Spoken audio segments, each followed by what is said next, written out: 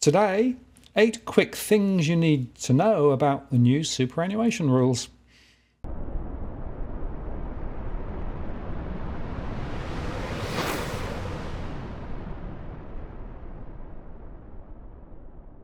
Hello again, it's Martin North from Digital Finance Analytics, where I'm the latest post covering finance and problem news with a distinctively Australian flavour. Today, I'm joined by Sam Kerr from Nucleus Wealth. Hi, Sam. Hi, Martin. How you going? Yeah, pretty good. How are you doing?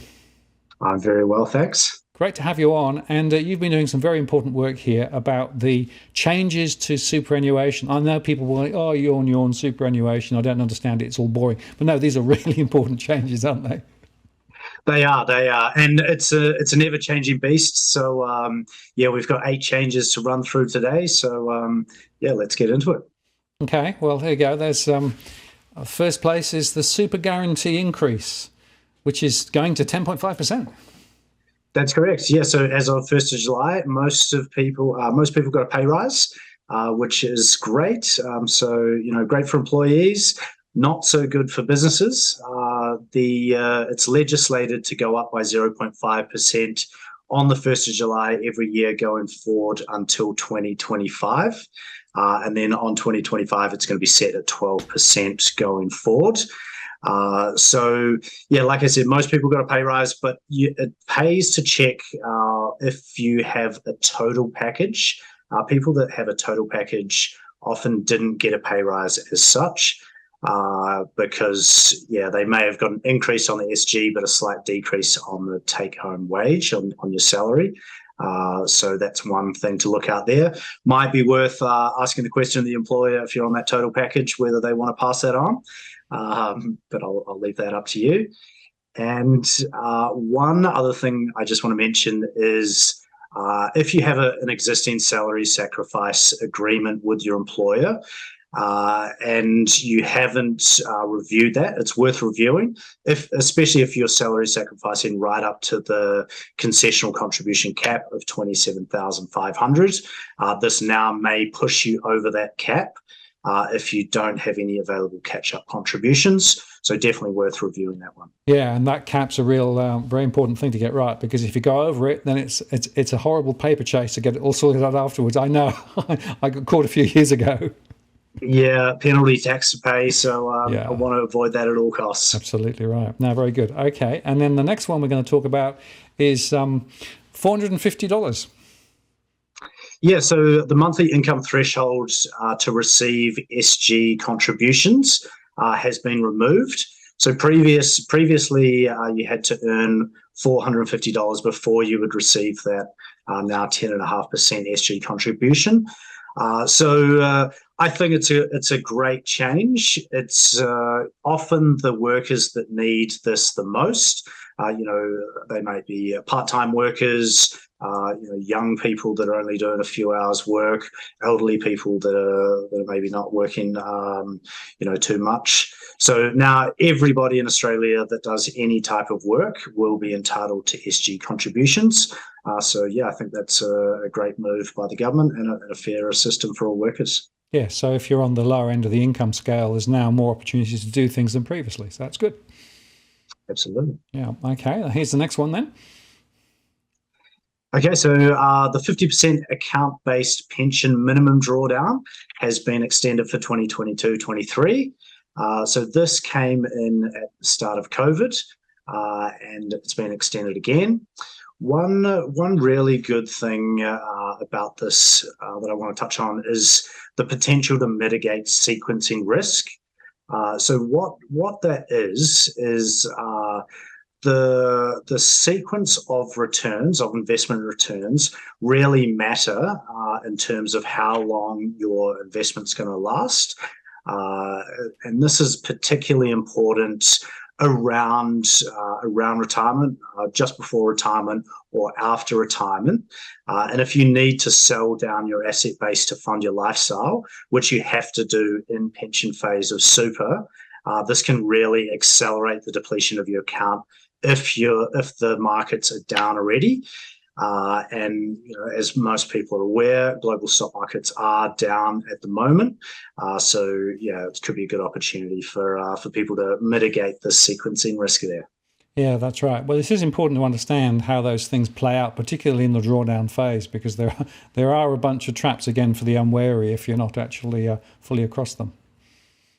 Yeah, that's right. So we've got that table up there on the next slide, so you can see all those reduced minimum drawdowns there again. So yeah, that's all I wanted to touch on for that one. Right, and just to be clear, this is for when you start drawing down. It's in the drawdown stage of the superannuation, right? That's when that's come right. in. That's yeah. right. But yes, you're not required, as I understand it, you're not required to trigger the drawdowns once you get to 65, say, are you?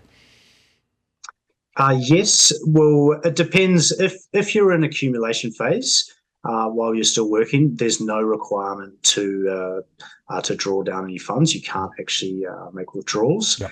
But then if you're in pension phase, if your account has moved over to pension phase, yep. that's when you've got those minimum. And the point I was making there was that when you flip from accumulation to withdrawal, it's a one-time sort of one direction, as it were, choice. And once that triggers, then you've got these step downs that you've actually got to follow. So that's important, again, for people to understand that the increases in there, isn't it?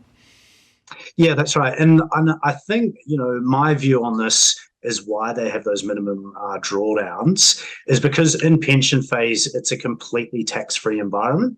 So there's no tax on any capital gains, no tax on any earnings, and no tax on any withdrawals.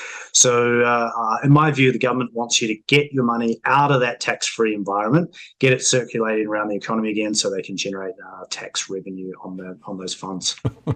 Oh, you mean they're not necessarily looking after your own interests, they're looking after the economic interest? Well, I'm so surprised. You tend to agree with that, would you, Martin? I would absolutely agree. That's why I say it's important for people to understand that, because you can get caught. Okay, let's go on to the work test one. Okay, so the work test has been abolished for non-concessional after-tax contributions for people aged 64 to 74. Previously, the work test had to be satisfied, so that's where you need to do 40 hours work within a 30-day period over in the year that those contributions were made to super. So this doesn't... So what this means is you can effectively you don't have to be working anymore to put money into super, into your accumulation phase, accumulation account of super. So you can be fully retired, you can have a pension account, but then also have an accumulation account. And there's no work test. You don't have to be working to make contributions into super. So again, it's the government, I believe, wanting people to get more money into super. I guess, they want more people to be self-funded retirees, so they don't have to fund those people in via part pension or pension. And I think this is quite a big change, right? Because it does mean that people can still put more in if they want to on the way through, right? Which is actually quite helpful. Yeah, that's right. So really good for people if they get an inheritance, say, or come into a windfall or a lump sum. They might sell an asset and want to get it into super. And the reason that you would want to get it into super is it's a low tax environment. When you're in accumulation phase, tax at a maximum of 15% compared to your marginal tax rate, which is likely higher. And also when you're in that pension phase, like I mentioned before, it's a completely tax-free environment. So a more tax-effective place to have your money. So this doesn't apply to concessional contributions or pre-tax contributions. But if you are working, you still will be able to make those contributions anyway. So yeah, one other thing is I want to mention this opens the door to a re-contribution strategy. So this is nothing new. This has been around for a long time, but the window of opportunity is now much larger for this. And how this works, I'll give you a big picture overview, and then we'll run through an example because there's some considerable tax savings to be made here. So what it effectively does is it eliminates any death benefits tax when you pass away if you are if the nominated beneficiary is a non-tax dependent. So it's a little bit complex, but just bear with me. So I'll try to explain it as best I can. A non-tax dependent is an adult child, for example. So if you were to pass away, your super would go tax-free to your spouse or tax-free to your children under the age of 18. But if the nominated beneficiary is an adult child, for example, over 18, there would be death benefits tax to pay. So there's a 15% tax and then also a 2% Medicare levy. So what this recontribution strategy does is it eliminates that death benefits tax from the 17%, including the Medicare levy, to zero. And how that works is, we'll just run through this example here. Let's say in your pension account, you've got some money that you're likely not going to need, and that's earmarked for an adult child, a non-tax dependent. So what you do is you would withdraw that. So let's say you withdraw $330,000 from your pension account into your bank account, and then recontribute it back into an accumulation account. And so what that does, so firstly, we're assuming that the withdrawal from your pension account, it's all made up of a taxable component. And what that is, taxable component means SG contributions, salary sacrifice, and personal deductible contributions. So we're just going to assume it's all a taxable component. So we withdraw that and then recontribute as a non-concessional or an after-tax contribution, and that would class it as a tax-free component. So you can either leave it in your accumulation account, or you can do a pension refresh and switch that over to pension phase. But when when you pass away, that eliminates that death benefits tax. So because it's now a tax-free component rather than a taxable component. And instead of, if we look at the example here, on $330,000, the death benefits tax, including the 2% Medicare levy payable, is $56,000. So it's a pretty significant amount. So you're effectively saving $56,000 in tax, and $56,000 is going to your desired beneficiary, $56,000 extra. So as you can see, it's quite a considerable, it's quite a valuable strategy. It's totally legal. I believe this is more than likely an unintended consequence of this rule. But yeah, it's been around for a long time. So you've got now you've got that window of opportunity from 65 through to 74. So you could do this. When you turn 65, your spouse could do this as well if they've got money in their super as well. And the $330,000, where I was coming from with that, is we would recontribute it as a non-concessional contribution, utilising the bring forward provisions. So you can do $110,000 in the first year, but you can do a lump sum utilising 3 years worth of non-concessional after-tax contributions. So that's how we sort of use that lump sum amount. Yeah, and like I said, you could do this now at age 65. So that would utilize 65, 66, 67, those 3 years. Then you could do it again.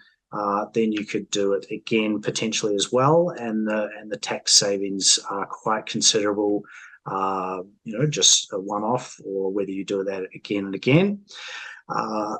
One thing to note, it is quite complex.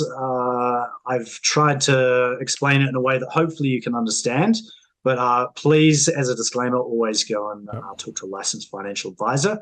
And there are a few other intricacies like your total super balance. You have to be aware of things like that. So have you? Was that clear, Martin? Have you got any questions around that? I think I was going to make that same point, that we're trying to give us an overview here. This isn't specific financial advice. It's very important to get the detail, go talk to a financial advisor. But this strategy is actually very tax effective, and you say you can do it more than once. So. Yeah. There's lots of valuable value there in the tax savings, and then also the money going to the beneficiaries as well. Absolutely. Okay. Well, let's move on to the next one, because there's also the home downsizer contribution that's now been reduced from 65 to 60. Yeah, that's right. So for those of you that don't know, I'll just explain the downsizer contribution big picture overview. So how that works is, if you've lived in your principal place of residence for at least 10 years and you sell your property, you can put up to $300,000 into super on top of the 1.7 million that you're allowed to transfer into pension phase. You can do that, your spouse can do that, and there's no requirement to actually purchase a new home. So I think this move, reducing the age from 65 to 60, is a really good move, because it aligns with most people's preservation age, which is 60. And that's the preservation age is when you're allowed to access your super. And a lot of people have a significant amount of their wealth tied up in their family home, and they may want to retire when they can actually access their super at age 60. And by doing this, maybe you can release some of the funds some of the wealth that's tied up in your property and retire earlier. So good move, I think. Yes, and I think they're sort of quietly trying to encourage people maybe to shift into a slightly smaller property and put some of that money into superannuation. So it moves into a very tax effective environment. Yeah, that's right. Very good. And we'll just go one more, and that is the First Home Super Saver Scheme. The FUS. The FHSSS, I'm trying to make into a word. I'm not sure it is a word. It's a bit of a mouthful, isn't it? So we're sort of moving from one end of the spectrum to the other end. This is for first home buyers. It's a scheme set up by the government in 2018 to help people get that deposit together to buy their first property. So you can save within the superannuation environment for your deposit for your first home. And how it works is, instead of saving outside super and paying tax at your marginal tax rate, you save within the super system and you pay tax at the super contributions tax rate, which is 15 cents in the dollar, and you get the benefit of any difference between your marginal tax rate and the super contributions tax rate. So it's a more tax effective place to save for your first home. It's no secret housing's expensive in Australia, so they've expanded the scheme to allow $50,000 for your deposit there. So again, there's lots of complexity around that, but it's a really good way to help people into their first home. Excellent. And then the Home Equity Access Scheme is another one. That's right. So this used to be the pension loan scheme. It's just been renamed. And it allows you to get a voluntary non-taxable loan using real estate as security. And effectively what this is for pensioners, and it's effectively a reverse mortgage. So you can tap into the equity in your property and release some of that equity to help fund your retirement. So what the changes are is they've allowed, normally you just get fortnightly payments, but they've allowed you to get a lump sum payment.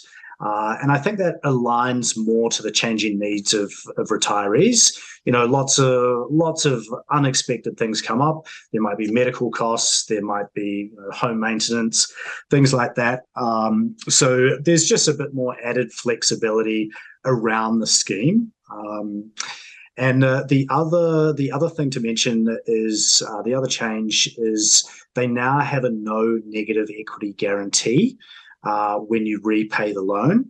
And what that means is the loan can never exceed the equity that you currently have in the property, which is a great move. And, a lot of people have got into trouble in the past with reverse mortgages, with the loan exceeding the value, the equity that they have in the property, and then they get into a negative equity situation. Again, there's considerable risks with this, with these types of reverse mortgage schemes.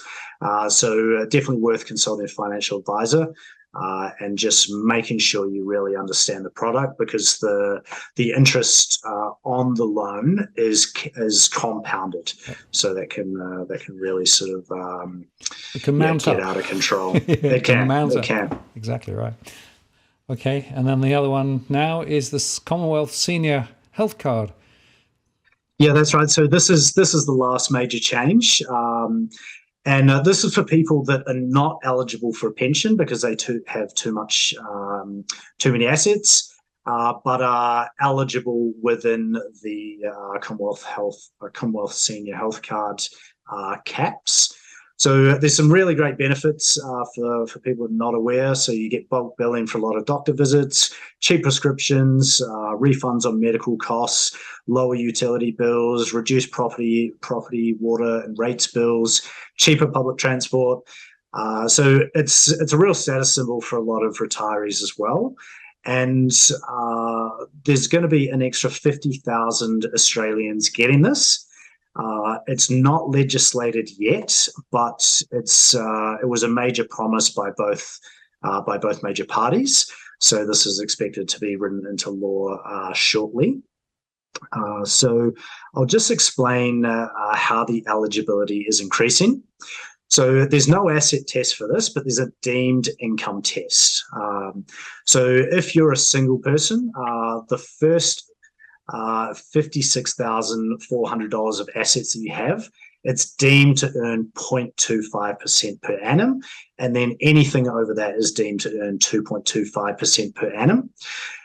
Even if you're getting a higher return than this from your investments, it's still deemed at these rates. So, firstly, I just want to say I think these rates are very generous.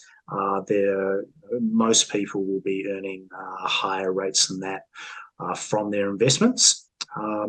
So you can see there in that table, there's just an income test. So there's no asset test, but through the income test, there's an effective asset cap. So if you're a single person currently and you have 2.3 million in assets outside of the family home, so this doesn't include the family home, but does include all financial assets, superannuation. It also includes household contents, your cars, those sorts of things. So if you have 2.3 million, it's deemed to earn 57,761 if you're a single person. So if you earn under that deemed amount, you will be eligible for the health card. And you can see the rules for the couple there. And the new caps, so the new cap for a single person is going up from 2.3 million to 4 million. And then for a couple, so 4 million in assets outside the family home, going up to 6.5 million. So, yeah, there's 50,000 extra wealthy Australians are going to get these concessions, going to be eligible for the Commonwealth Senior Health Card. So, I think it's quite generous already, and it's going to be made even more generous. So, yeah, it's, arguably these are the people that need it the least. But then on the other side of the coin, maybe they've paid the lion's share of tax through their working life if they've accumulated, a substantial level of assets. But I'll leave it up to you to decide, whether this is right or wrong. yeah, what are your thoughts on that, Martin? Well, I think I will not pass moral judgments. Basically, the rules are there, right? So while the rules are there and it's perfectly within the law, it makes sense to maximise the opportunity, it seems to me. Well, whether philosophically you agree or not, that's a different question, right? Yeah, exactly. Well, I appreciate that. I think it's a really important update, actually, Sam, because these things were very complicated. And I know that people roll their eyes whenever you start talking about superannuation. But these particular schemes and using them effectively can make a big difference to how superannuation works and income in old age, all those things. So, and as we've said, this is just a general conversation about these things. If you want specific advice, go to find a financial advisor and make sure that your individual circumstances are actually being adequately addressed. But nevertheless, in terms of overall guidance, Sam, I appreciate your time today. That's a really interesting conversation. Thanks very much. Thanks, Martin. Absolute pleasure. See you later. Thanks. Bye-bye. See you. Bye.